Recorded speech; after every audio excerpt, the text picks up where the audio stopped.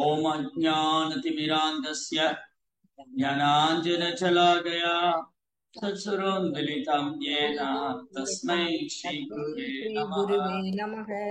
नमो विष्णुपादाय कृष्णप्रेष्ठाय भूतले श्रीमते भक्तिवेदान्त स्वामिने नामिने नमस्ते सारस्वती देवे गौरवाणी प्रचारिणे आशा जय श्री कृष्ण चैतन्य प्रभु नित्यानंद श्री अद्वैत गदाधर श्रीवासदि भक्त वृंद हरे कृष्णा कृष्णा कृष्णा हरे हरे हरे राम राम राम हरे कृष्णा பக்தர் எல்லாருக்கும் இனிமையான காலை வணக்கம். இன்றைய சத்சங்க வகுப்புல வந்து கலந்துருக்கிற எல்லா பக்தர்களுக்கும் என்னுடைய பணிவான கிருஷ்ணா. ஸ்ரீமத் பாகவதம் 2ஆம் ஸ்கந்தம் 6வது அத்தியாயம் ரிஷசூத்திரம் 14. இன்னைக்கு படிக்கிற ஸ்லோகம் வந்து 38 மற்றும் 39. யஸ்யாவதார கர்மாணி காயந்தி யஸ்மதாதயः நாயம் வித்தந்தி தத்வேன தஸ்மை பகவதே நமஹ.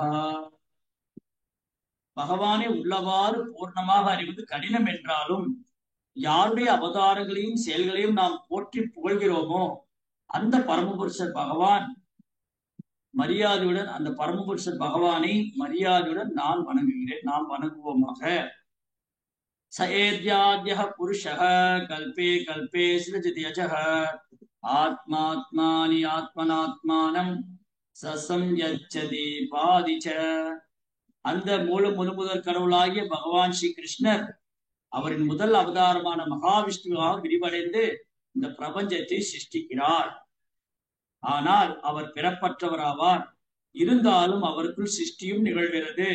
மேலும் பௌதிக பொருட்கள் மற்றும் தோற்றங்கள் ஆகிய அனைத்தும் அவரே ஆகும். அவற்றை அவர் சில காலம் பராமரித்த பின்னர் மீண்டும் அவற்றை தமக்குள் கிரகித்துக் கொள்கிறார்.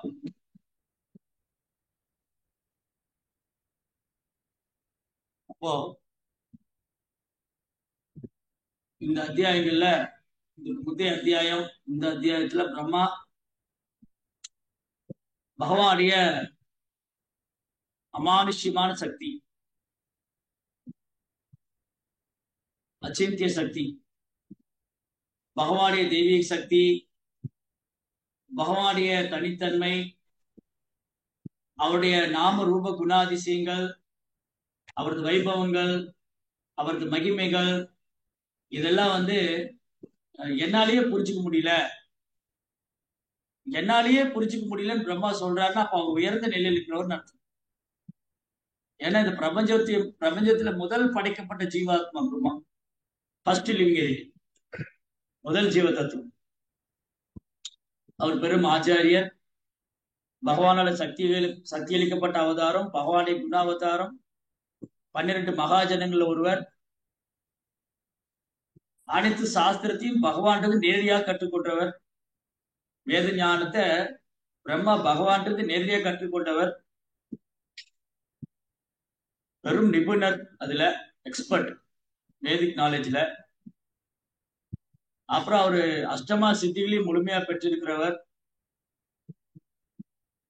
அப்புறம் அவரு எல்லா தவங்களையும் பண்ணி அதுல பக்குவமானவர். இப்படி எல்லாம் இவ்வளவு சிறப்பம்சங்கள் இருந்தாலும் பிரம்மா என்ன சொல்றாரு, ஓ நாரதா, நானோ நீயோ மகாதேவரோ மாபெரும் ரிஷிகளோ மகா முனிவர்களோ யாருமே பகவானை மகிமைகளையும் முழுமையா அறிய முடியாது. அதனால அந்த பரமபுருஷன் பகவானுடைய தாமரை திருவடியை நான் சரணடைகின்றேன். அந்த தாமரை திருவடியோடைய மகிமை என்னதுன்னு தான் நேற்று படிச்சோம். அது வந்து பிறப்பு இறப்புங்க சக்கரத்திலிருந்தே ஒருத்தரை விடுவிக்கக்கூடியது. அது எல்லா விதமான ஆனந்தம் தரக்கூடியது. பகவானுடைய தாமரை திருப்பாதம் வந்து பிறப்பு இறப்புங்கிற சக்கரத்திலிருந்து விடுவிக்கக்கூடியது, எல்லா விதமான பேரானந்தம் தரக்கூடியது. பிரச்சனை சர்வ மங்களம் பொருந்தியது, ஆல் ஆஸ்பீஷியஸ், சர்வ மங்களம் பொருந்தியது.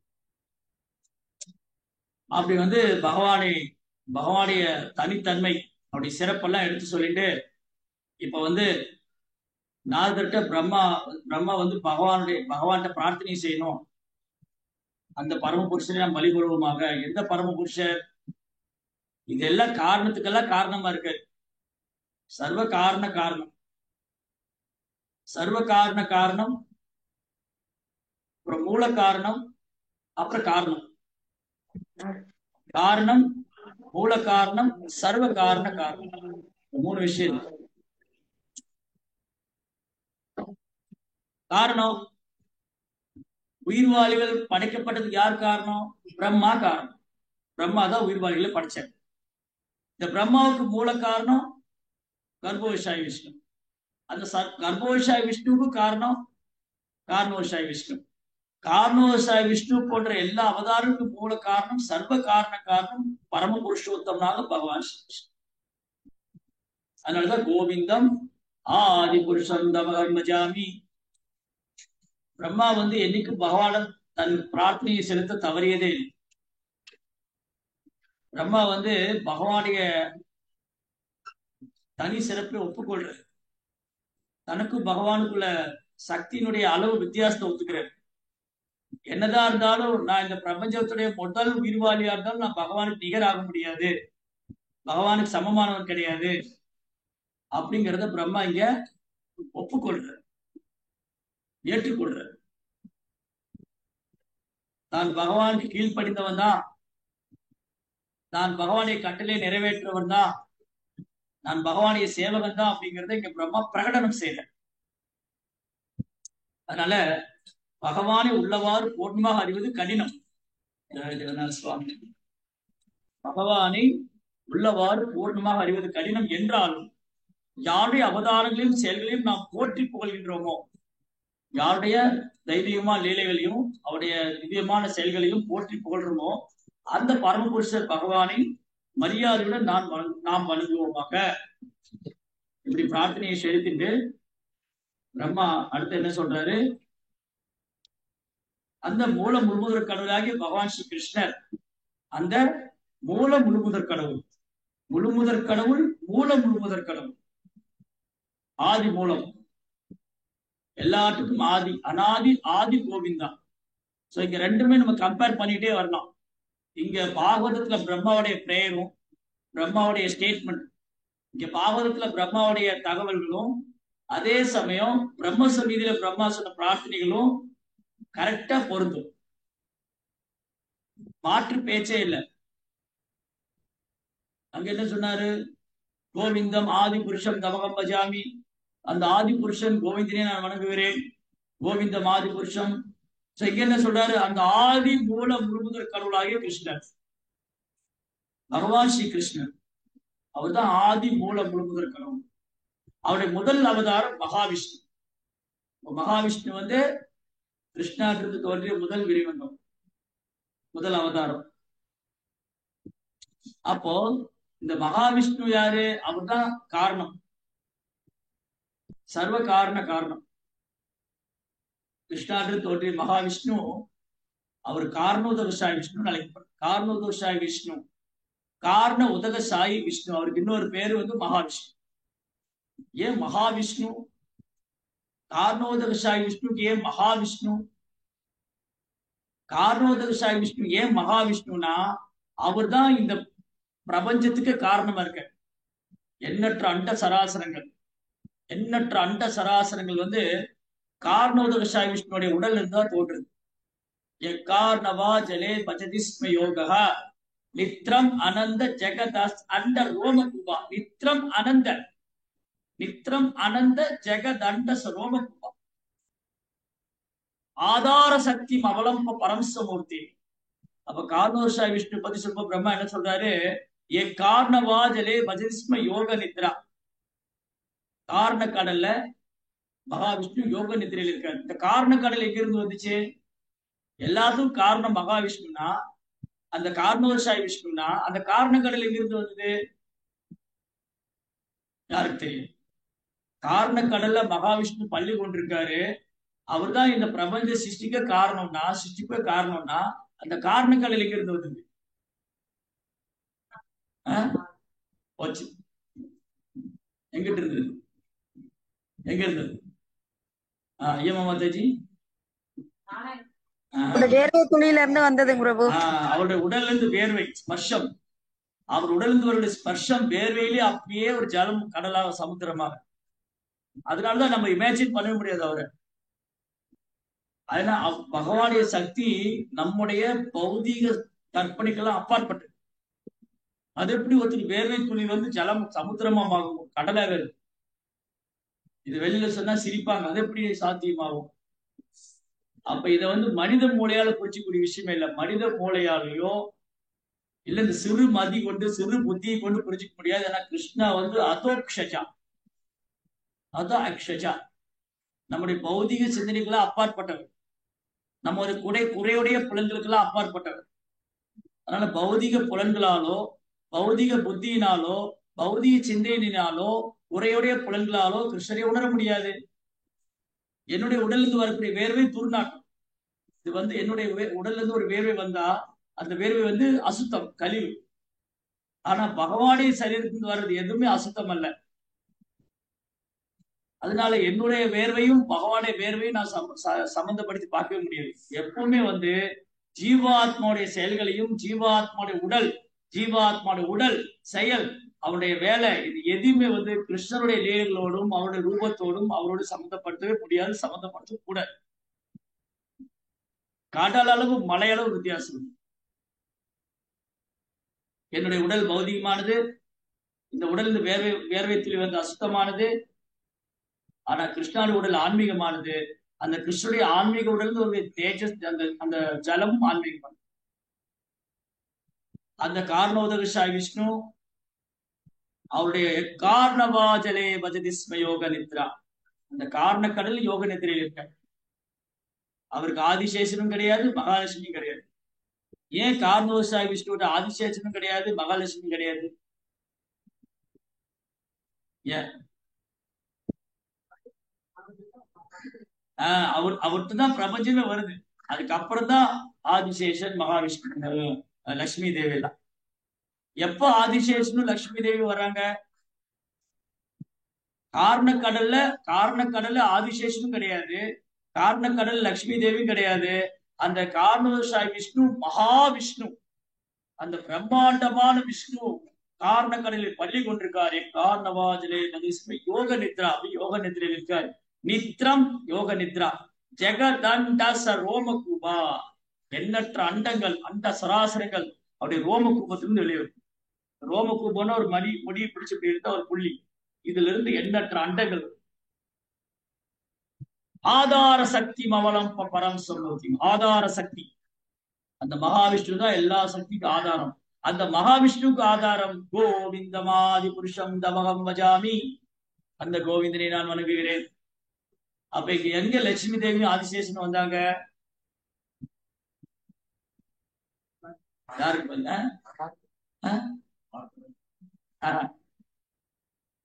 எப்போ ஆதிசேஷனும் மகாலட்சுமி வராங்க? கார்கோஷாய் விஷ்ணு இல்ல,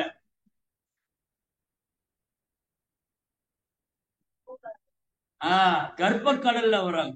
அப்ப என்னாச்சு?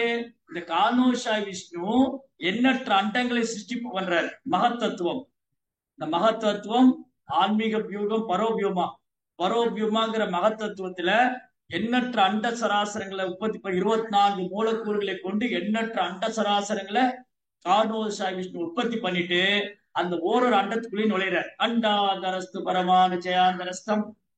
அந்த கார்னோஷாய் விஷ்ணு காரண கடல்ல தான் இருக்காரு. அந்த காரண கடல் இருக்கிற மகாவிஷ்ணு கார்னோஷாய் விஷ்ணு தன்னை விஸ்தாரம் பண்ணிக்கிட்டு ஓரொரு அண்டத்துக்குள்ளேயும் நுழையிறாரு. அங்க கர்ப்பக்கடல். அந்த கர்ப்பக்கடல்ல யார் இருக்கா? கார்கோஷாய் விஷ்ணு. அப்ப அங்க யார் வந்துட்டா? அவர் பள்ளி கொள்றதுக்கு ஆதிசேஷன் வந்தாங்க, பாதத்துல லட்சுமி தேவி, அப்புறம் நாபில தாமரை தண்டு, அதுல பிரம்மா. அப்ப ஓரொரு பிரபஞ்சத்துக்கும் ஓரொரு கார்கோஷாய் விஷ்ணு. அந்த ஓரொரு கார்கோஷாய் விஷ்ணுவோடைய நாபிலையும் பிரம்மா.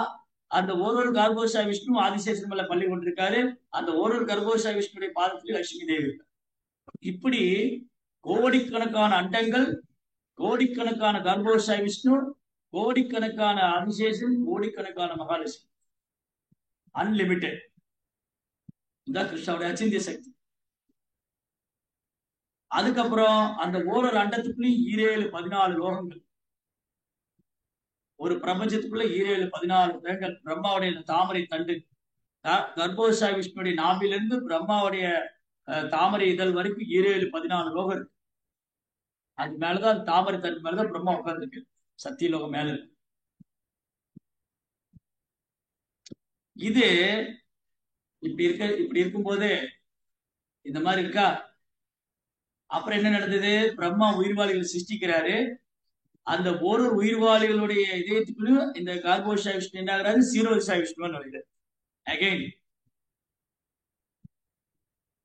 இதுதான் சயின்ஸ், ஸ்பிரிச்சுவல் சயின்ஸ், ஆன்மீக விஞ்ஞானம்.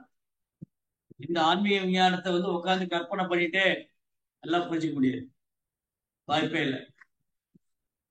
அப்ப இதை எப்படி புரிஞ்சுக்கிறது? இவ்வளவு நடக்குது, இவ்வளவு நடக்குது. கார்மோசாய் விஷ்ணு, கர்ப்போசாய் விஷ்ணு, கர்ப்போசாய்க்கு சீரோசாய் விஷ்ணு, சீரோசாய் அப்புறம் கர்ப்போசாய் விஷ்ணு பிரம்மா, பிரம்மா எண்ணற்ற தேவர்களை படிக்கிறாரு, உயிர்வாளிகள். இவங்க எல்லாருமே அந்த பிரம்மாவுடைய ஆயுள் காலத்துக்கு ஒப்பிடும் போது அல்ப ஜீவராசிகள். யாரெல்லாம்? மனிதர்கள், மிருகங்கள், விலங்குகள், தேவர்கள். இவங்க எல்லாருமே பிரம்மாவுடைய ஆயுள் காலத்துல ஒரு ஊசி தான். இப்ப எங்கேயும் ஆயுள் காலம் இவ்வளவு வித்தியாசம் இருக்கு. மனிதனுடைய ஆயுள், விலங்குகளுடைய ஆயுள் காலத்துக்கும் மனிதனுடைய ஆயுள் காலத்துக்கும் வித்தியாசம் இருக்கு. மனிதனுடைய ஆயுள் காலத்துக்கும் தேவனுடைய ஆயுள் காலத்துக்கும் வித்தியாசம் இருக்கு. இப்போ ஒரு ஆடு, ஆடுனுடைய ஆயுள் காலம் எவ்வளவு? ஆட்டுக்குட்டி ஆடு எவ்வளவு வருஷம் இருக்கும்? எவ்வளவு வருஷம்? ஆடு மேய்ச்சிருக்கீங்களா யாராவது? சரி, ஒரு முடிவுக்கு வாங்க, ஒரு அப்ராக்சிமேட்டா வாங்க. 2 வருஷம். சரி. கொசு, கொசு பொட்டு நடிச்சா பொட்டுன்னு போயிடும். கொசுக்கு ஆயுள் காலம்.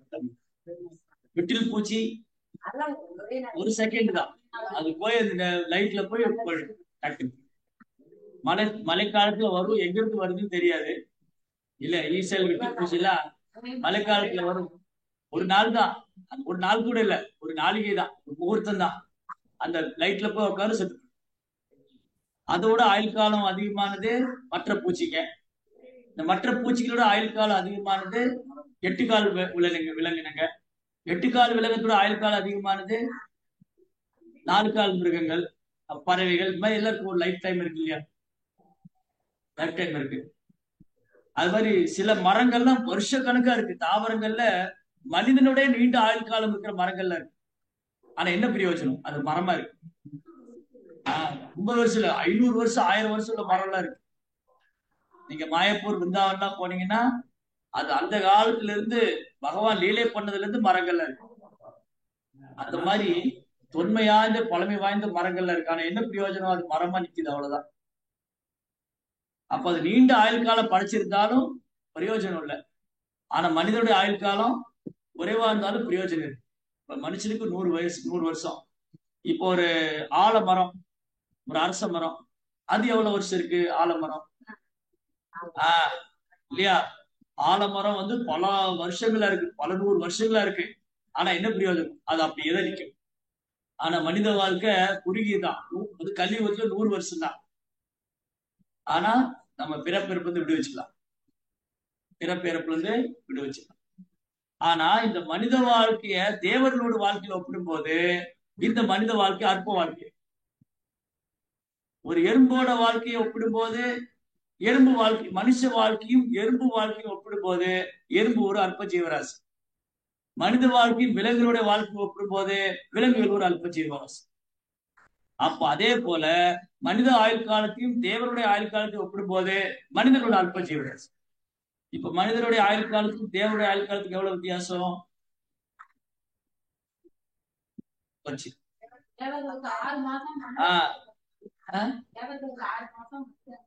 அப்படியே தலைகீழ சொல்லிட்டு, மனிதர்களின் 6 மாதம் நமக்கு 6 மாசம் தேவர்களுக்கு ஒரு பகல். அப்புறம் தேவர்கள் மனிதனுக்கு திரும்ப 6 மாசம் தேவர்களுக்கு ஒரு இரவு. அப்ப நமக்கு ஒரு வருஷம் அவங்களுக்கு 6 மாதம் உத்தராயண காலம். நம்முடைய 6 மாதம் சூரியன் வடக்கு திசை நோக்கி போற 6 மாதம் தேவர்களுக்கு பகல் பொழுது. சூரியன் தெற்கு திசையை நோக்கி போற 6 மாதம் தேவர்களுக்கு இரவு பொழுது. இப்போ நமக்கு ஒரு வருஷம் தேவர்களுக்கு ஒரு நாள். இப்படி நம்ம 100 வருஷம் வாழ்ந்தா தேவர்களுக்கு 100 நாள் தான். அப்ப பாத்துக்கங்க, நம்முடைய 300 வருஷம் தான் தேவர்களுக்கு ஒரு வருஷம். 365 வருஷம். நம்ம 365 வருஷம் ஒரு வேளை வாழ்ந்தா அது தேவர்களுக்கு ஒரு வருஷம். அப்படி இருக்கும்போது எங்க 365 வருஷம் வாழ்றது? 100 வருஷம் வாழ்றதே போச்சு, அல்பாயுஸ் 55 60 இல்லையா? அப்போ என்னுடைய ஆயுள் காலத்தையும் தேவர்களோட ஆயுள் காலத்தை ஒப்பிடும் போது என்னுடைய ஆயுள் காலம் அல்பாயுஸ். சரி, இப்போ தேவர்கள் எடுத்துட்டாலும் தேவர்களுடைய ஆயுள் காலம் பிரம்மாவோடு ஒப்பிடும் போது பிரம்மாவோட ஆயுள் காலம் நீங்க கல்பேன்னு சொன்ன ஒரு வார்த்தை கல்பம். கல்பே கல்பே சிருஜித்யஜ சயேசாத்ய புருஷ கல்பே கல்பே சிருஜித்யஜ ஆத்மாத்மனி ஆத்மானாத்மானம் சம்சயந்தி பாதிச்ச. இந்த கல்பங்கிறது என்னது? கல்பம். இந்த கல்பம் 4 யுகத்தை கூட்டி 1000 பெருக்குனா ஒரு கல்பம். 4 யுகம் சத்திய திரேத துவாபர கலி. இந்த 4 யுகம் ஒரு சதுரயுகம். 4 யுகத்தை கூட்டினா ஒரு சதுரயுகம். அது 1000 பெருக்குனா ஒரு கல்பம். இந்த 4 யுகம் கூட்டுறதே பெரிய தொகையா வருது. கலியுகம் 4,32,000 வருஷம். அதை திரும்பி 2 ஆட் பண்ணா 8,64,000 துவாபர யுகம். அது திரும்பி 2 ஆட் பண்ணா 16,32,000 வருஷம் திரேதா யுகம். அது திரும்ப 2 ஆட் பண்ணா 32 லட்சத்தி சொச்சம். இது சத்தியுகம். இந்த 4 யுகத்தையும் கூட்டுனா ஒரு சதுரயுகம். இது 1000 பெருக்குனா ஒரு கல்பம். இந்த மாதிரி ஒரு கல்பம் பிரம்மாவுடைய ஒரு பகல். மீண்டும் 1000 பெருக்குனா பிரம்மாவுடைய ஒரு இரவு. இந்த மாதிரி பிரம்மா ஒரு நாள்.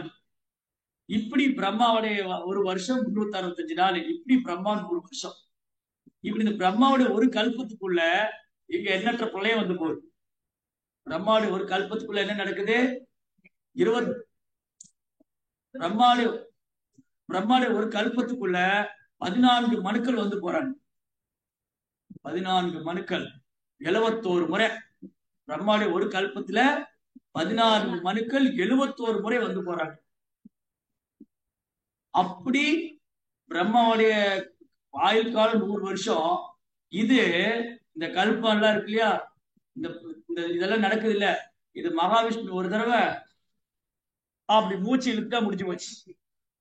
அப்புறம் திரும்பி மூச்சு விட்டாருன்னா திரும்பி அவ்வளவுதான். அந்த மகாவிஷ்ணு யாரு? கடவுள் இருக்காரா அப்படின்னா முட்டாள் பையன் கேள்விகள். மகாவிஷ்ணு சுவாசத்திலே பிரபஞ்சமே முடிஞ்சு போச்சு. பிரம்மா உட்பட எல்லாருடைய ஆயுள் காலம் முடிஞ்சது. மகாவிஷ்ணு ஒரு தடவை சுவாசத்தை உள்ள இழுத்துட்டாருன்னா இந்த வினோதமான பிரம்மாவுடைய ஆட்காலம் முடிச்சு போச்சு. இந்த வினோதமான பிரம்மாவுடைய ஆட்காலம் முடிச்சு போச்சு. ஒரு தடவை சாஸ்திர உள்ள இழுத்துட்டா. அப்புறம் அவர் விரும்பி சாஸ்திர விடும்போது அகைன் பிரம்மா உட்பட எல்லாரும் வர்றாங்க. அந்த மகாவிஷ்ணுவ இந்த ஒரு சின்ன ஒரு குறைந்த சிறு மதி படைத்த ஒரு முட்டாள் ஆத்மா அகங்காரம் கொண்டு கடவுள் இருக்காரா, கடவுள் காட்ட முடியுமா? நீங்க மகாவிஷ்ணு எப்படி கடவுள் சொல்றீங்க? அதெல்லாம் பண்ணலாம், உனக்கு மூளையை பிடிச்சிக்கிது. பிரபாதான் சொன்னாரு. பிரபாதத்தை போய் கடவுள் இருக்காரா காமிக்க முடியுமா? என்னால காமிக்க முடியும், உன்னால பார்க்க முடியாது. ஏன்னா அந்த மூளை இல்லை, அந்த புத்தி இல்லை. மகாவிஷ்ணு பற்றி சொல்ல என்ன இருக்கு? மகாவிஷ்ணு பற்றி சொல்ல என்ன இருக்கு? அர்ஜுனன் பகவானுடைய விஸ்வரூபத்தை காண்பதற்கு இந்த கண்ணால பார்க்க முடியாது கிருஷ்ணன் சொன்னார். அர்ஜுனன் பகவானுடைய விஸ்வரூபம், அந்த விராட புருஷன். அந்த விஸ்வரூபத்துக்குள்ள, அந்த பௌதிக தோற்றத்துக்குள்ள 7 14 புவனங்கள், பெரும் மலைகள், சமுத்திரங்கள், பிரபஞ்சங்கள், 1000 தேவர்கள், 1000 தலைங்க, கிரீடங்கள், 1000 கரங்கள், இதையெல்லாம் பாக்குறதுக்கு இந்த கண்ணால உன்னால பார்க்க முடியாது அர்ஜுனா. நான் உனக்கு ஒரு கண்ணு கொடுக்குறேன், அந்த கண்ணாலதான் நீ பார்க்க முடியும். இது எது? பகவானுடைய பௌதிக தோற்றத்தையே. அப்படி இருக்கும்போது பகவானுடைய பௌதிக தோற்றத்தையே, அந்த விஸ்வரூபத்தையே, அந்த விராட ரூபத்தையே இந்த ஜடக்கண்ணால காண முடியாத பட்சத்துல பகவானுடைய சச்சிதானந்த ரூபம், ஆன்மீக சொரூபம், அந்த மகாவிஷ்ணுடைய பிரம்மாண்டமான தோற்றம், பகவான் கிருஷ்ணனுடைய சச்சிதானந்த ரூபம், அதை எப்படி பார்க்க ஜடப்புலங்களால உணரவே முடியாது அன்லெஸ் தூய்மை அடையாத வரைக்கும். அது தூய்மை அடைஞ்சு பக்திங்கிற மை பூசப்பட்ட கண்ணால மட்டும்தான் பார்க்கணும். பிரேமாஞ்சன சுரித பக்தி விலோச்சன சந்தர்சதேவ கதேஷு விலோகயந்தி எம் ஷாம சுந்தரம் அச்சித்ய குணஸ்வரூபம் கோவிந்தமாதி புருஷம். அச்சித்ய குணஸ்வரூபம். அச்சித்யம் இன்கன்சிவபிள். இன்கன்சிவபிள், எல்லையற்ற குணஸ்வரூபம். இதுதான் நடக்கும். அதனால இங்க பிரம்மா சொல்றாரு, அந்த முழுமுதற் கடவுளாகிய பகவான் ஸ்ரீ கிருஷ்ணர் முதல் அவதாரமான மகாவிஷ்ணுவாக விரிவடைந்து இந்த பிரபஞ்சத்தை சிருஷ்டிக்கிறார். அதுக்கப்புறம் அவர் பிறப்பற்றவர் ஆவார். இருந்தாலும் அவருக்குள் சிருஷ்டியும் நிகழ்கிறது. மேலும் பௌதிக பொருட்கள் மற்றும் தோற்றங்கள் ஆகிய அனைத்தும் அவரே ஆகும். அவற்றை அவர் சில காலம் பராமரித்து மீண்டும் அவற்றை தமக்குள் கிரகித்துக் கொள்றார். அவ்வளவுதான். ஒரு பிரளயம் நடக்கும், அதுக்கப்புறம் மகா பிரளயம் ஒண்ணு நடக்கும். ஒரு பிரளயம் எப்படி நடக்கும்? பிரம்மாவுடைய உலகெல்லாம் இருக்கும், ஆனா மற்ற தாழ்ந்த கிரகங்கள்லாம் அழிஞ்சு போயிடும். மற்ற தாழ்ந்த கிரகங்கள்லாம் போயிடும், பிரம்மாவுடைய உலகம் இருக்கும். மகா பிரளயம் ஏற்படும் பொழுது பிரம்மா உட்பட எல்லாம் பினிஷ். அவ்வளவுதான், எல்லாருடைய கதையும் முடிச்சு. திரும்பி கிருஷ்ணா விருப்பப்பட்டா மீண்டும் அவற்றை அவர் சில காலம் பராமரித்து மீண்டும் அவற்றை தமக்குள் கிரகித்துக் கொள்கிறார். எல்லாம் அவர் விருப்பப்படிதான் நடக்குது. அந்த பகவானுடைய செயல்களை பிரம்மா என்ன சொல்றாரு? சும்மா உட்காந்து கற்பனை பண்ணிட்டோம், ஆராய்ச்சி பண்ணிட்டோம், இதெல்லாம் வாய்ப்பே இல்லை.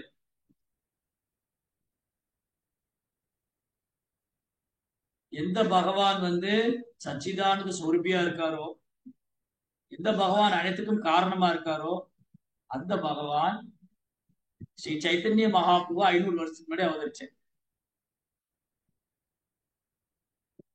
அவர் சன்னியாசம் எடுத்து ஜெகநாதபுரி வந்தாங்க. சைத்தன்ய மகாபிரபு இளம் வயதிலேயே சன்னியாசம் எடுத்து ஜெகநாதபுரி வந்தார். அவர் ஜெகநாதரை பார்த்தோன்னே பரவசத்துல தலைக்கால் குத்தி நடன மாடி மயங்கி விழுந்துட்டார். பேச்சு மூச்சே இல்லை. பக்தியினுடைய மிக உன்னதமான பரவச நிலைகளை சைத்தன்ய மகாபிரபு வெளிப்படுத்து. உயிர் இருக்கா இல்லையா, ஒரு அசைவும் இல்லை. அப்ப அந்த இடத்துக்கு சர்வபௌம பட்டாச்சாரியன் ஒரு பெரும் பண்டிதன், மகா பண்டிதன். சர்வபௌம பட்டாச்சாரி 4 வேதங்களையும் கரைத்து குடிச்ச சதுர்வேதி, 4 வேதத்தையும் கரைச்சு குடிச்சு அந்த சர்வபௌம பட்டாச்சாரியா பெரிய வேதாந்தி. வேதங்களுடைய அனைத்து தத்துவங்களையும் அறிந்தவர், பெரிய வேதாந்தி. அவருக்கு பல சன்னியாசி சீடர்களா இருக்காங்க. பல சன்னியாச சீடர்கள், பெரும் பண்டிதர்களா அவருடைய சீடர்கள். ஜெகத்குரு மாதிரி இருக்காரு சர்வபௌம பட்டாச்சாரியர். பட்டாச்சாரினா பெரிய ஸ்காலர், வெரி வெல் ஸ்காலர், பெரிய பண்டிதர். ஆனா ஒரு மாயாவதி. இந்த சாஸ்திரம் படிச்சு படிச்சு என்ன முடிவுக்கு வந்துட்டாரு சர்வ பட்டாச்சாரியா? கடவுள் ஒரு பிரம்மம், சர்வம் கலோ இதம் பிரம்மம், எல்லா பிரம்மத்துல இருக்கு, எல்லா பிரம்மத்துல முடியுது, நான் தான் அந்த பிரம்மம், நானும் இந்த கடவுள் ஒண்ணு. இதுதான் மாயாவதி தத்துவம். சோ பெரிய மாயாவாதி சர்வபௌம பட்டாச்சாரியா. பட்டாச்சாரியா ஜெகநாதர் தரிசனம் பண்ண வராரு. என்ன ஒரு மாயாவாதி ஜெகநாதர் தரிசனம் பண்ண வராரு? ஆனா அவர் ஜெகநாதர் முழுமுதற் கடவுளா பகவானா பார்க்கல. அவர் பிரம்மமா பாக்குறாரு. அவருக்கு பகவான் மேல பக்தி இல்ல. சர்வபௌம பட்டாச்சாரியா பெரிய மாயாவாதி. அவருக்கு ஜெகநாதர் மேல பக்தினால தரிசனம் பண்ண வரல, அவர் பிரம்மமா நினைச்சு வந்திருக்கு. ஓ, இங்க பிரம்மம் இருக்கு. அவர் சாஸ்திரத்துல படிச்சாரு, பரபிரம்மம் ஜெகநாதபுரியில இருக்கு, அதனால இது பிரம்மமா பாக்குறாரு, பக்தியா பார்க்கல. அப்போ அங்க பார்த்தா ஒரு சன்னியாசி மயங்கி விழுந்திருக்காரு. ஆயிரக்கணக்கான பேர் சுத்தி இருக்காங்க. என்ன பண்றது தெரியல. இறந்து போயிட்டாரா, உயிரோடு இருக்கிறாரா? பட்டாச்சாரியர் வந்தோடனே எல்லாம் பட்டாச்சாரியர், ஏன்னா பட்டாச்சாரியா ரொம்ப ஃபேமஸ். பெரும் புகழ் பெற்றவர் பாரதத்துல.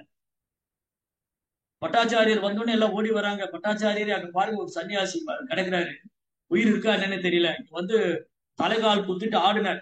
ஜெகநாத் முன்னாடி வந்து ஹரே கிருஷ்ணா கிருஷ்ண கிருஷ்ணா ஹரே ஹரே, ஹரே ராம ராம ராம ஹரே ஹரே, ஜெய் ஜெகநாத் ஜெய் ஜெகநாத்.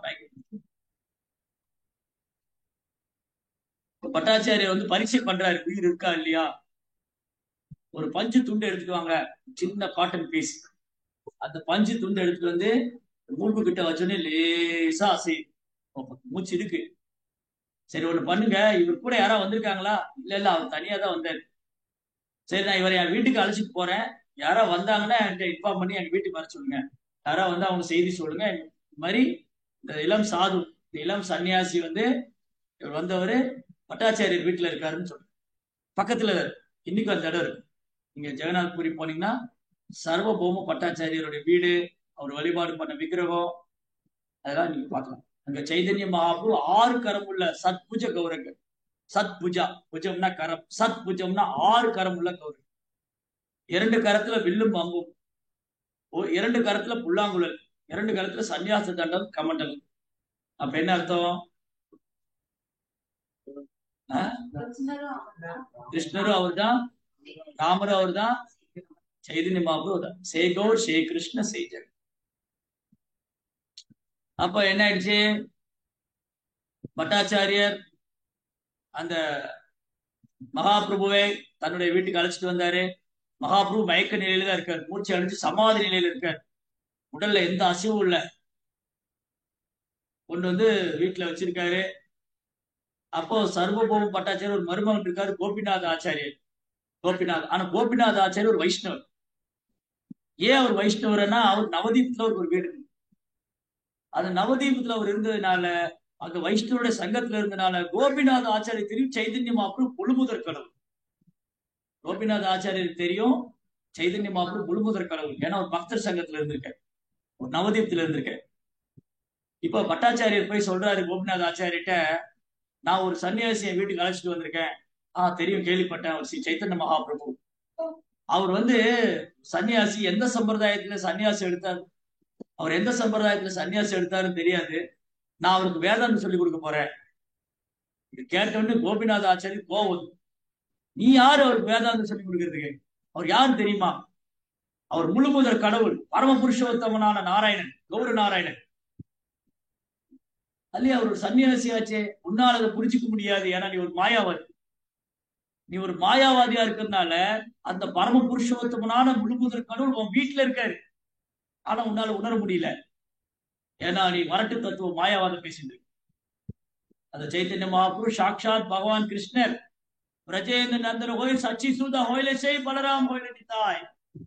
பிரஜேந்திர நந்தன் பிருந்தாவன கிருஷ்ணர் சச்சி மாதாவுடைய குழந்தையாக நவதீபத்தில் தோன்றினாரு. நித்யானந்தர் பலராமன் நித்யானந்தரா. அதனால அவர் ஒரு சாதாரண மனிதர் அல்ல, அவர் ஒரு சன்னியாசி அல்ல, அவர் முழுமுதற் கடவுள். இதை உங்களால புரிஞ்சுக்க முடியாது. நீங்க யார் அவருக்கு வேதாந்தம் சொல்லி? வேதங்களால் அறியப்பட வேண்டியவர் அவர் தான். வேதங்களால் அறியப்பட வேண்டியவர் கிருஷ்ணா. வேதங்களை முற்றிலும் தொகுத்ததும் கிருஷ்ணா, வேதங்களை முற்றிலும் அறிந்ததும் கிருஷ்ணா. அந்த கிருஷ்ணாவுடைய அவதாரம் சைத்தன்ய மகாபிரபு. அவரும் வீட்டுல இருக்காரு, நீ யார் அவருக்கு வேதாந்தம் சொல்லி? வேதாந்தத்துடைய நோக்கமே அவர் தான், வேதங்களுடைய முடிவே அவர் தான் அப்படின்னு கோவிச்சிட்டாரு. கோவம் வந்துருச்சு. இவர் என்ன சைதன்ய மகாபிரபு ஒரு சாதாரண மனிதன் நினைக்கிறார். பட்டாச்சாரியருக்கு ஆச்சரியம், கோபிநாதர் இவ்வளவு கோவப்பட்டு பார்த்தது இல்லை. ஒரு வைஷ்ணவர் கோவப்படவே மாட்டாங்க, வைஷ்ணவர் தூய பக்தர் என்னைக்குமே கோவப்பட மாட்டாங்க. ஆனா இன்னைக்கு சர்வபூம பட்டாச்சாரியா பாக்குறாரு, கோபிநாத்துக்கு கூட கோவம் வருது. கோபிநாத ஏன் இவ்வளவு கோவப்படுற நீ? நான் என்ன சொல்லிட்டே போ, நீங்க என்னதான் அப்படி சொல்லிருக்க கூடாது, உங்களால புரிஞ்சுக்க முடியாது.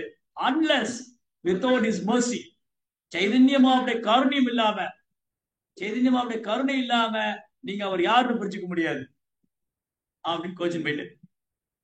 இவருக்கு ஒரே ஆச்சரியம், நான் என்ன சொல்லிட்டேன் இப்போ, ஏன் இப்படி கோச்சிங் போறாரு இன்னும் புரியல. நான் ஒரு மாயாவாதி, அவருக்கு பகவானுடைய சச்சிதானந்த ரூபம், அவர் திவ்ய லீலைகளை பட்டாச்சாரியால புரிஞ்சுக்க முடியல, பிரம்மானாலேயே புரிஞ்சுக்க முடியல. இங்க படிச்சுவா, அப்புறம் பட்டாச்சாரியால இத்தனைக்கு பட்டாச்சாரியர் கிரேட் ஸ்காலர், வெறும் பண்டிதர்.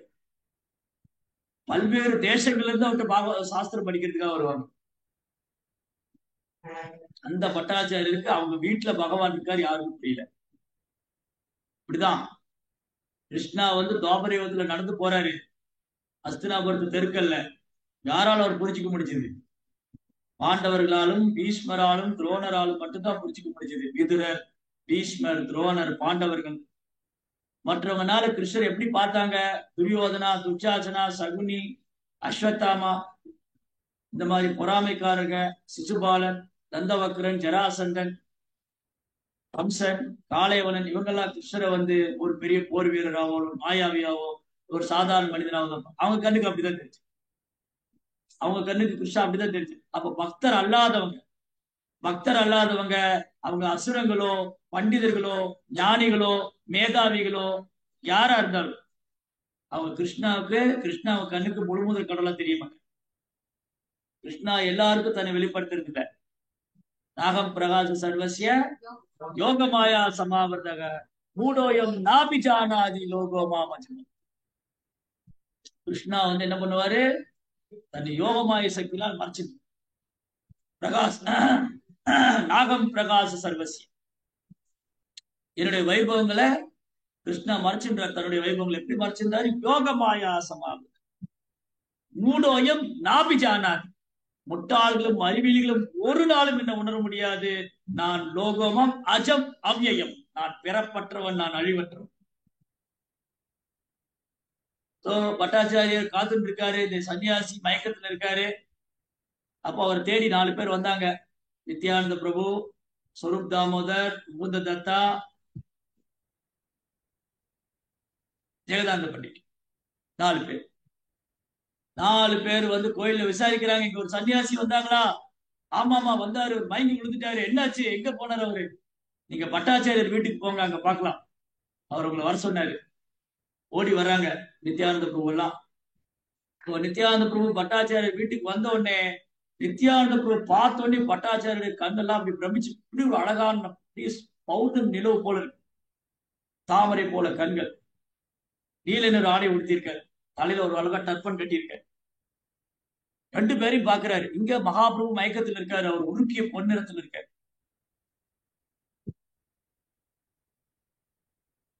நித்யானந்த பிரபு பார்த்த உடனே பட்டாச்சாரி ஓடி போய் வரவேற்கிறார். வாங்க வாங்க, நீங்க எங்க வீட்டுக்கு நாங்க பாக்கியம், எங்க பாக்கியம், உட்காருங்க, நாங்க இவரை பார்க்க வந்திருக்கோம். ஓ, இவரு என்ன இப்படி இருக்காரு? என்ன எப்போ இருக்கு நினைவு வரும்? இப்படி மயக்கத்தில் இருக்காரு. உடனே இவனால கீர்த்தனை பண்ண ஆரம்பிச்சாங்க. நித்யானந்த பிரபு, புத்த தத்தா, ஸ்வரூப் தாமோதர் கீர்த்தனை பண்ண ஆரம்பிச்ச உடனே மகாபிரபு காதுல போய் ஹரே கிருஷ்ணா கிருஷ்ண கிருஷ்ண ஹரே ஹரே, ஹரே ராம ராம ராம ஹரே, அப்படி மகாபிரபு லேச கண்ணை திறந்த உடனே சர்வபூம பட்டாச்சாரியரை பாக்குறாரு. பட்டாச்சாரியரை பார்த்தோன்னே மகாபிரபு நமஸ்காரம் பண்றாரு. நான் உங்களை சந்திச்சது என் பாக்கியம். பாருங்க, முழுமுதற் கடவுள் சைதன்ய மகாபிரபு, முழுமுதற் கடவுள். பட்டாச்சாரியரை பார்த்து நீங்க எனக்கு தந்தையை போல, எனக்கு குருவை போல. ஓ பட்டாச்சாரியரே, நீங்க எனக்கு குருவை போல, தந்தையை போல, உங்களை தரிசனம் செஞ்சது நான் செஞ்ச பாக்கியம் அப்படின்னு சொல்லி அவர் பாதம் தொட்டு வணங்குறார். பட்டாச்சாரியர் மகாபிரபுவை எடுத்து அப்படி தோளோட கட்டி தழுவிக்கிறார். ஓ இளம் சன்னியாசி, நீங்க எந்த சம்பிரதாயத்துல சன்னியாசம் எடுத்தீங்க? யார்கிட்ட வேதாந்தம் படிச்சீங்க? நான் வேணா உங்களுக்கு வேதாந்தம் சொல்லி கொடுக்கணுமா? மகாபிரபு அப்படியே ஒரு புன்முறுவல் சிரிச்சார். இந்த சிரிப்புக்கு அர்த்தம் தெரியல பட்டாச்சாரி.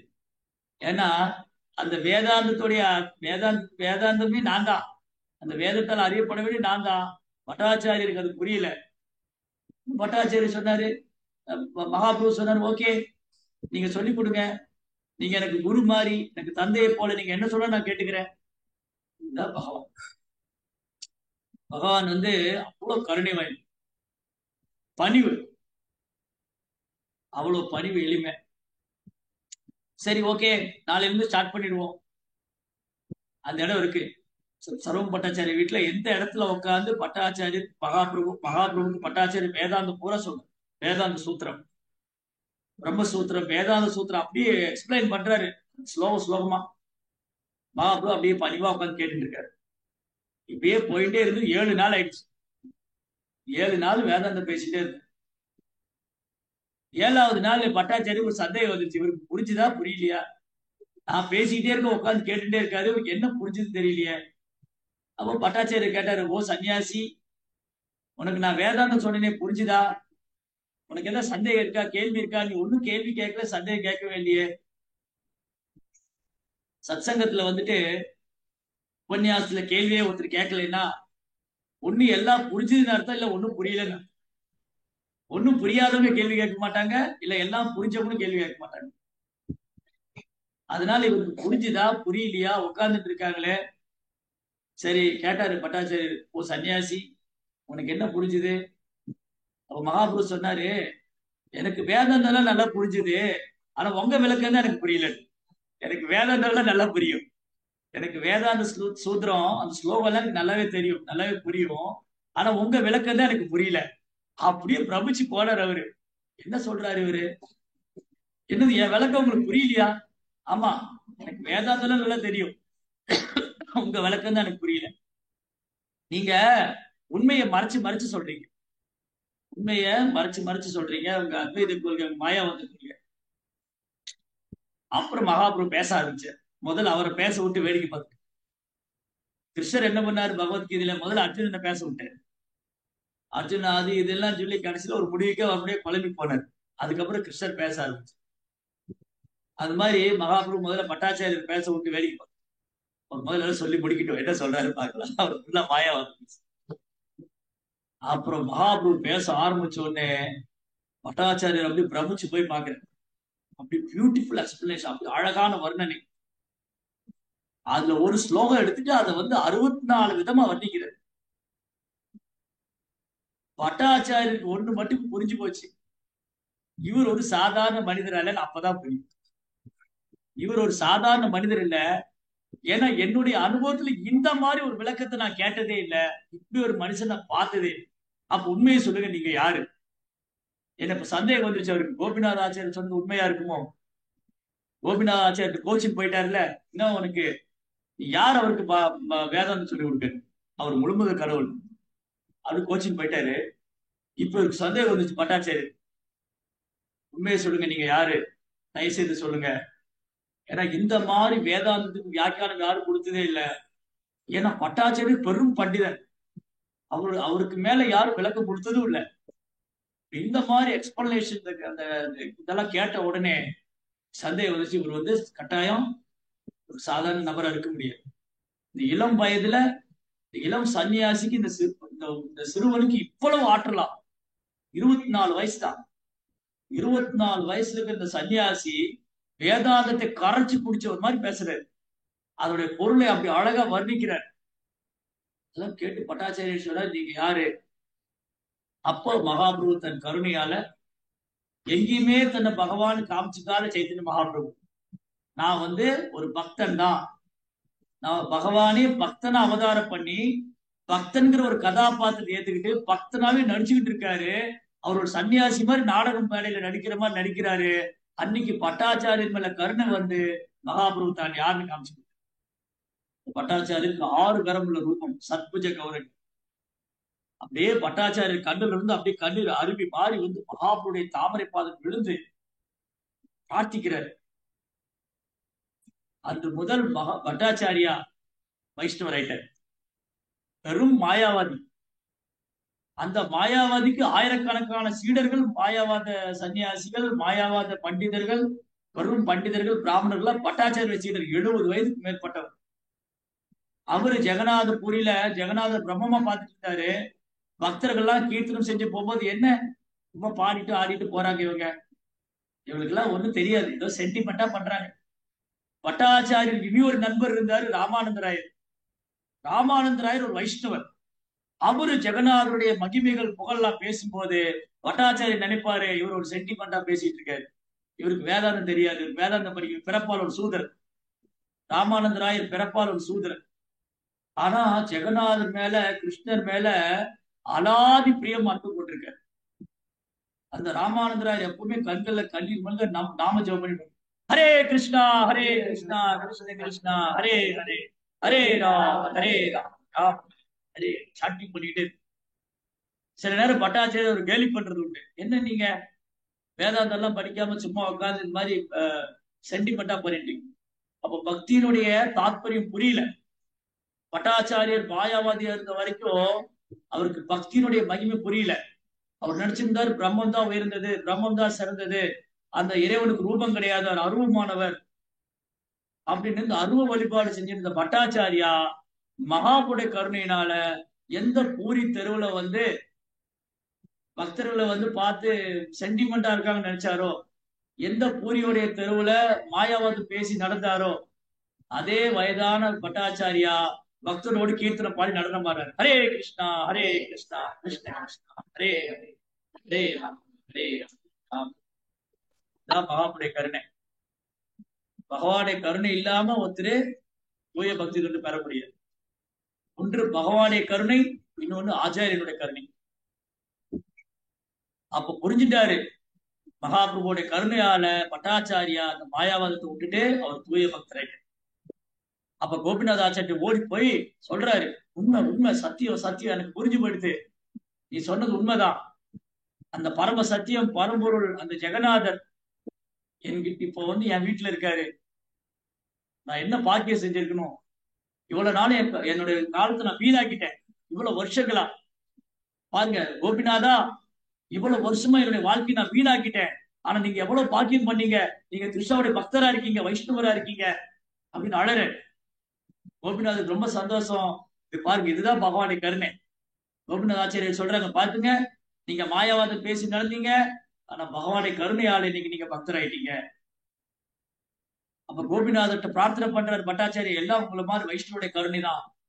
இல்ல இல்ல, கோபிநாதர் ரொம்ப பணிவா சொல்றாரு, என்னுடைய இது ஒண்ணும் இல்ல, எல்லாம் பகவானுடைய கருணை அப்படின்னு பட்டாச்சாரியர் தூய பக்தர். அப்ப அடுத்த நாள் காலையில பகவான் சைதன்ய மகாபிரபு போய் ஜெகநாதர் பிரசாதம் தரிசனம் பண்ணிட்டு இந்த பிரசாதம் எடுத்துட்டு வர்றாரு. காலையில மங்களாரத்திக்கு போனார். மங்களாரத்தில போய் 4:30 மணிக்கு ஜெகநாதர் தரிசனம் பண்ணிட்டு ஜெகநாதர் பிரசாதம் எடுத்துட்டு வர்றாரு. பட்டாச்சாரிய வீட்டு கதவை தட்டுறாரு. பட்டாச்சாரியரே பட்டாச்சாரியரே. பட்டாச்சாரியர் அப்பதான் எழுந்திக்கிறார். அவர் எழுந்த உடனே மகாபிரபு கதவை தந்து மகாபிரபு முன்னாடி நிக்கிறாரு. மகாபிரபு சாஸ்திரமா நமஸ்கரிக்கிறார் பட்டாச்சாரியர். மகாபிரபு சொன்னாங்க, இந்தாங்க ஜெகநாத பிரசாதம். ஜெகநாத பிரசாதம் கொடுத்த உடனே பட்டாச்சாரியர் எடுத்து வாயில போட்டுட்டாரு. மகாபிரபு கேட்கிறாரு, அஜிஜோ நீங்க இன்னும் குளிக்கவே இல்லை, நீ ஒரு பிராமணர், ஒரு பண்டிதர், நீ குளிக்கவே இல்லை, உடனே ஜெகநாத பிரசாதம் சாப்பிடுறீங்க. அவன் பட்டாச்சாரியர் சொல்றாரு, ஜெகநாத பிரசாதத்தை காக்க வைக்க கூடாது, பிரசாதத்துக்கும் ஜெகநாதுக்கு வித்தியாசம் இல்ல. பாருங்க, எந்த மாதிரி மாயாத பேசினவரு இன்னைக்கு பிரசாதோடைய வேல்யூ என்னன்னு. அதான் பகவானுடைய கருணை. பிரசாதுக்கும் ஜெகநாதுக்கும் வித்தியாசம் இல்ல, அது கிடைச்ச உடனே எடுத்து வாயில போட்டார். அப்படி பட்டாச்சாரிய ஒரு தூய பக்தரான சர்வபௌம பட்டாச்சாரியர். ஒரு நாள் பட்டாச்சாரியர் பாகவதம் படிச்சுட்டு இருக்காரு. பக்தர் மகாபுடைய கருணையால பட்டாச்சாரியர் பாகவதம் படிக்க ஆரம்பிச்சார். இது வரைக்கும் பாகவதத்துக்கு முன்னாடி வரட்டு தத்துவம் தான் பேசியிருந்தார், மாயாவாதம். இன்னைக்கு பாகவதம் படிக்க ஆரம்பிச்ச பட்டாச்சாரிய கண்ணீர் வருது. அவர் கிருஷ்ணா மேல அன்பு வந்துச்சு. அவர் நாக்கு வந்து ஹரே கிருஷ்ணா வந்து சொல்லிட்டே இருக்கு, ஹரே கிருஷ்ணா கிருஷ்ண கிருஷ்ணா ஹரே ஹரே ஹரே ஹரே. பட்டாச்சாரியர் வந்து சைதன்ய மகாபிரபு வர்றாருங்க. அவங்க வீட்டுக்கு வரும்போது பக்கம் பக்கம் தான் பட்டாச்சாரிய வீடும் மகாபிரபு தங்கியிருந்த இடம். காசி மிஸ்ருடைய வீடு கம்பீரா, அந்த இடத்துல தான் சைதன்ய மகாபிரபு தங்கியிருந்தார். சைதன்ய மகாபிரபு பட்டாச்சாரியர் பார்க்க வரும்போது பாகவத்துல ஒரு ஸ்லோகம் படிச்சுட்டு இருக்காரு. தத்தேனு கம்பா சுச்சமீக்னமானோ குஞ்சாடேவாமகிருதம் விபாகம். ரொம்ப அழகான ஒரு ஸ்லோகம். அது ஸ்லோகத்துல முக்தி பாதான்னு ஒரு வார்த்தை வருது. வியாசதேவர் என்ன எழுதியிருக்காரு, முக்தி பாதான்னு எழுதியிருக்காரு. இது வந்து பட்டாச்சாரியருக்கு பெரும் அசட் ஏற்றுக்க முடியல அவரால். சைதன்ய மகாபிரபு காமிக்கிறார், மகாபிரபு வாங்க இங்க பாருங்க, வியாசர் என்ன எழுதியிருக்காரு, முக்தி போய் எழுதியிருக்காரு. முக்தி யாரா விரும்புவாங்களா, பக்தியில உயர்ந்தது. ஒரு காலத்துல மாயாவாதம் பேசிட்டு இருந்தாரு. ஒரு காலத்துல மாயாவாதம் பேசி இறைவனோடு இரண்டரை கலக்கணும்னு ஆசைப்பட்டவரு இன்னைக்கு முக்தியை வெறுக்கிறார், அருவருப்பா இருக்கு. முக்திங்கிற வார்த்தை அவருக்கு அருவருப்பா இருக்கு. என்ன மகாபிரபு, வியாசர் போய் இப்படி எழுதிட்டாரு, அதனால இந்த வார்த்தையை மாத்தணும், இதை கட் பண்ணணும். பாகவதத்துல முக்திங்கிற வார்த்தையே இருக்கக்கூடாது, பக்தி பாதான்னு வரும். பட்டாச்சாரிய சொல்ல இந்த வார்த்தையை மாத்தணும். மகாபிரபு இந்த பாகவதத்துல இந்த வார்த்தையை மாத்துங்க. இதுல பாருங்க, வியாசர் முக்தி பாதம் எழுதியிருக்காரு, எப்படி முக்தி பாதம் எழுதலாம், இது பக்தி பாதம் மாத்துங்க. மகாபிரபு ரொம்ப சந்தோஷம். பட்டாச்சாரி இந்த அளவுக்கு பக்தர் ஆயிட்டார். முக்திங்கிற வார்த்தையை கேட்டால அருவருப்பாயிடுச்சு. அப்ப மகாபிரபு சொன்னாரு, இல்ல பட்டாச்சாரியர் அந்த நோக்கம் அல்ல, அந்த அர்த்தம் அல்ல. வியாசர் அதிகாரப்பூர்வமான அவதாரம். வியாசர் என்ன எழுதியிருக்காரோ அது என்ன அர்த்தம்னு நம்ம புரிஞ்சுக்கணுமே தவிர அந்த வார்த்தையை மாற்றக்கூடாது. அது பக்தி தான் அங்க சொல்றாரு முக்தின்னு சொல்லி அப்படின்னு மகாபிரபு டெஃபினட் விளக்கம் கொடுக்கிறார். பட்டாச்சாரியர்கிட்ட சொல்றாரு, இங்க வியாசதேவர் முக்தி என்று கூறுவதன் பொருள் என்னவென்றால் பக்தி என்று அர்த்தம். அப்பதான் பட்டாச்சாரியர் சாட்டிஸ்ஃபைட், திருப்தியானார். Okay okay, very good very good அப்படின்னா ஓகே. அவர் முக்திங்கிறத பக்தின்னு தான் சொல்றாருன்னா ஓகே, நான் எடுத்துக்கிறேன். இந்த அளவுக்கு டிரான்ஸ்பர்மேஷன். அப்ப இது எப்ப சாத்தியமாகும்? பகவானுடைய கருணை இருந்தாதான் சாத்தியமாகும். ஒருத்தர் இதயத்துல பக்திங்கிற விதை எப்ப வரும்? குரு கிருஷ்ண பிரசாதே பாய் பக்தியில தான் ஆரம்பிச்சா. அப்புறம் ஒரு நாள் என்ன பண்ணிட்டாரு பட்டாச்சாரியர், மகாபிரபு வர்றதுக்கு முன்னாடி ஒரு ஓலையில ஒரு ஸ்லோகம் எழுதினார். எழுதி பக்தர்கிட்ட எல்லாம் காமிக்கிறார். ஹரே கிருஷ்ணா ஒரு ஓலையில ஒரு ஸ்லோகம் எழுதி பக்தர்கிட்ட எல்லாம் காமிக்கிறார். என்னது? வைராகிய வித்யா நிஜ பக்தி யோகா சிக்ஷாத் நேகம் புருஷம் புராண ஸ்ரீ கிருஷ்ண சைத்தன்ய சரீரதாரி கிருபாம்புதீய தமகம் பிரபத்தியே. வைராகிய வித்யா நிஜ பக்தி யோகா, அதாவது பக்தி தொன்னுடைய மகிமை, பக்தி தொன்னுடைய மகிமையை உண்மையான தூய பக்தியை ஸ்தாபனம் செய்யறதுக்காகவும், ஒரு பக்தன் எப்படி வைராக்கியமா பக்தி செய்யணும், அந்த சன்னியாசம் எடுத்துட்டு அந்த தூய பக்தி தொண்டை ஸ்தாபனம் பண்றாரு. அதை எல்லாரும் சிக்ஷான்னா டீச் பண்ற சொல்லி கொடுக்கிறார். அது யார் சொல்லி கொடுக்குறா? புராண புருஷர். யார் புராண புருஷர்? கிருஷ்ணர் தான் புராண புருஷர். ஸ்ரீ கிருஷ்ண சைத்தன்ய சரீரதாரி, அந்த கிருஷ்ணர் தான் சைதன்ய மகாபிரபு வந்திருக்காரு. அவரு என் மேல கருணை காமிக்கட்டும் அப்படின்னு சொல்லி எழுதியிருக்காரு. இது மகாபிரபு கையில இந்த ஓலை வந்தோடனே அதை கிழிச்சு போட்டாரு, பிச்சு பிச்சு போட்டாரு. ஏன்னா மகாபிரபு என்னன்னா தன்னை சன்னியாசியா ஒரு பக்தனாதான் காமிச்சு விரும்புறாரு. ஏன்னா அவரை எல்லாரும் ஃபாலோ பண்ணுவாங்க.